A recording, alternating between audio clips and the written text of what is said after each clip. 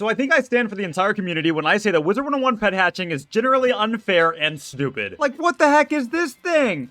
Ew, you're gross. When it comes to getting talents, there's a lot of times that a pet fails. You just spend 100,000 gold in the kiosk for your daily hatch. You finally hatch the pet with another 20,000 gold, just for it to finally grow into an epic, and while you have all the talents that you want, you get damage for the wrong school. And honestly, it ruins your day. But somehow, there are uses where that'd be useful, maybe if you're double schooling, I don't even know. But there are talents that are much worse than even getting the wrong school, in my personal opinion. And of course, like always, this video is my opinion. If you disagree, let me know the worst pet talents in the comments section down below. But anyway, let's go into an honorable mention first. So, derby talents for the pet derby are automatically not that good. And of course, they come alongside the other talents, but they're just... Can you stop making sound? They're just not that helpful. No one uses the derby. I think it's just a waste of space and waste of pixels on the screen. They just make me mad. If you want to hear more about the derby and how much I hate it, click on this video up here. I can't stand the pet derby. But now actually, the fifth worst talent that you can get are Maycast Heals. Now you're probably like, what in the world is wrong with you? Why would you put this up here? Wizard101 altered the fact that Maycast Heals are now much rarer than they used to be, meaning that they hardly ever trigger, and when they do, it's not going to help you that much. At the very late game, how much is a Maycast Sprite going to help you in the grand scheme of a fight? There's going to be some angry Karen in the comment section saying, actually, when it comes to fighting Dr. Peru in the 3rd Grizzleheim matchup, like, dude, nobody really cares. 9 times out of 10, Maycast Sprite is just a wasted pet talent that you could be having extra resist that would keep you alive in the first place, or extra damage where you could kill the enemy sooner. Now, it is at number 5 because it's far from useless in the early game, and honestly, I used to love the Maycast Heals. The reason why I do have it on the list, though, is just because it's really hard to get off your pet. I know from personal experience, if you get a Maycast Unicorn on a pet, it is extremely difficult to take that off in place of a better talent. Again, though, there are situations where these could be good, and I do want to provide a good fact for each of these talents like I normally do with these negative videos. And the best part about a Maycast Heal is that if you are at a low level and you're in a fight, a Maycast Heal can be the very thing to save you from losing the dungeon. But anyway, that is nothing compared to how bad number 4 is. Did any of you guys ever eat the cereal growing up named Pops? Now imagine if that acronym was Pips Aplenty. There is a pet talent, I'm sure as you guys know, that your pet can learn that gives you a slightly better power pip chance. But the worst part is, it caps out at that. Yeah, I kid you not. So not only does the power pip not really help you very much because in most later level gear, you're already going to have nearly or really close to or way over 100 power pip, but yet again, just like every other entry on this list, it prevents you from getting extra damage or extra resist or anything that really could help you. Now obviously, there's some talents that we don't want, like critical is not going to be the best pet talent to have, but I'm not going to put it on this list because at least if you get critical, maybe it can help you at an earlier level, but if you get power pip, oh yeah, you get what, 3% power pip on your pet? Congratulations. That's barely anything. Now, if I was to fix this to make it better, I would just say give it a buff. Let it be a lot higher. Maybe if the power pip was like 15% or something crazy like that, that could really change things around, but I also could see how that could be game breaking. I don't know, as it stands right now, I don't think anybody wants this. Now, just like Power Pip, number 3 on this list is somewhat similar to the last 2, where there are situations where this could be somewhat helpful. And that's the selfish talent. So obviously, you want a pet that has Mighty. I don't know if I have Mighty on this one. Yeah, I don't. But if I had Mighty, my damages would be a little bit higher, and it would probably help me out quite a bit. But instead, I got Spell Proof for some extra resist. Now, having those talents that boost the overall stats that your pet can get can be very beneficial. But there are some that boost a specific stat that barely increase pet stats, if at all. So they're really, really, really bad. There's not really a situation where you'd want to get a pet talent that increases its anything but the mighty stats.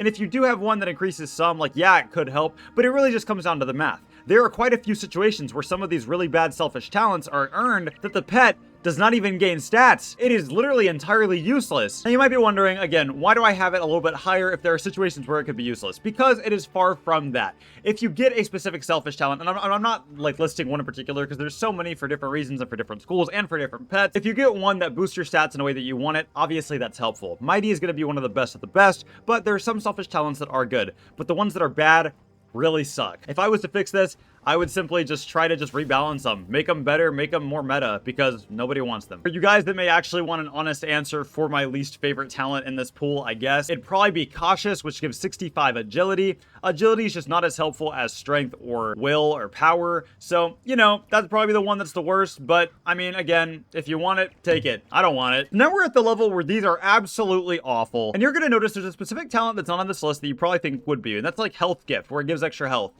I'm not going to put that on here because even though it sucks, it still gives extra health. And if you're extra early game, that's really helpful. But these last two talents literally do almost nothing. And Mana Gift, being at the number 2 spot, is no freaking exception.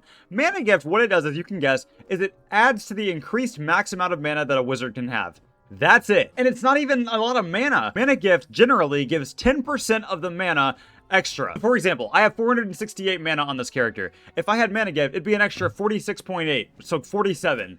That's almost always useless. You can buy potions that replenish your health and mana at all times. You can also find wisps in most dungeons, and also at the beginning areas of every world. There is no situation where Mana Gift is good, and you're probably like, Rob, why are you so good on Health Gift if you're so against Mana Gift? Because Health Gift can leave you alive in fights. Mana Gift, you still have to collect the wisps for it to go up. It is literally stupid. There are so few situations where anybody ever gets close to low mana anymore, and it's only if they were not really caring what they were doing beforehand. And most situations where you would be a low mana are the first 2 worlds where blue mana wisps still spawn in the street. Mana Gift is rendered completely useless, but Mana Gift is literally eons better than number 1. When I say number 1 sucks, number 1 literally makes me frustrated. And you know what? Let's go to the worst Wizard 101 world just for this. Now, while we did go to the worst world of all time, there's an honorable mention before we get up there, and that is Fishing Luck.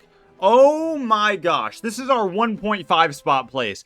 Fishing Luck is literally awful. Fishing Luck, oh my gosh. There is obviously no game increase of help, and it gives such a little boost that there's hardly any benefit to when you even fish. I mean, I guess if you were like really focusing on fishing on a 0 energy fishing weekend, the boost is helpful, but you literally can just cast, for no energy, a Fishing Luck card. Why do you need this? You don't. You know, with Mana Gift, I was struggling to find any situation where it might be helpful, and I guess, like I said, it could be if you're low level and you're super low mana. But with Fishing Luck, there's no area where it helps you unless you're a fisherman. So, okay, let's say for a second that you love fishing and fishing's all you do. Well, it hasn't been updated in forever. There's a huge outpour from the community about that right now. Good freaking luck. I hope that 15% Fishing Luck elixir really saves your life, whoever's mad at me in the comments.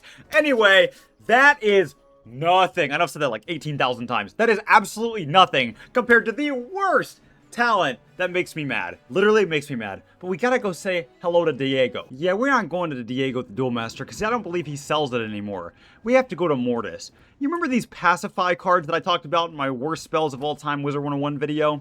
Yeah, there is a pet talent on 2 pets called Maycast Taunt. And what that does, as you can guess, remember how I said at the very beginning of this video that Maycast talents aren't the most helpful anymore because of how rare that they are?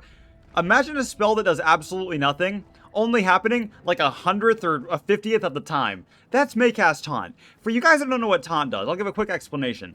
Taunt makes it so that it doesn't do anything in PvP, but if you're doing PvE, Taunt makes it so that the enemy is more likely to hit you for that round. If you're playing solo, there are no implications that Taunt would ever help you in battle. Now, for a pet to cast it a little bit of the time, there's almost zero situation where that would ever be helpful. Now, okay, somebody's gonna say in the comments, now, you know, if you're fighting Malistaire the Undying 23,000 million, it's gonna help. Okay, honestly, no. I would like to see you try, go without any gear or anything, and fight Malistaire the Undying with a pet that only knows Maycast Taunt. I guarantee you're gonna lose. But the thing that's the most egregious about this ability is just because it's so rare. It's not like it's a common pet talent that everybody's like, oh, it sucks. It's so uncommon, I had to do research to find it, and I've been playing this game since 2014. All in all, that's all my opinion. If you guys have enjoyed this video, let me know. Leave a like down below, subscribe if you are new. I love every single one of you guys. I will see you guys in the next video. You guys have a great rest. I'll see you guys next time. Good.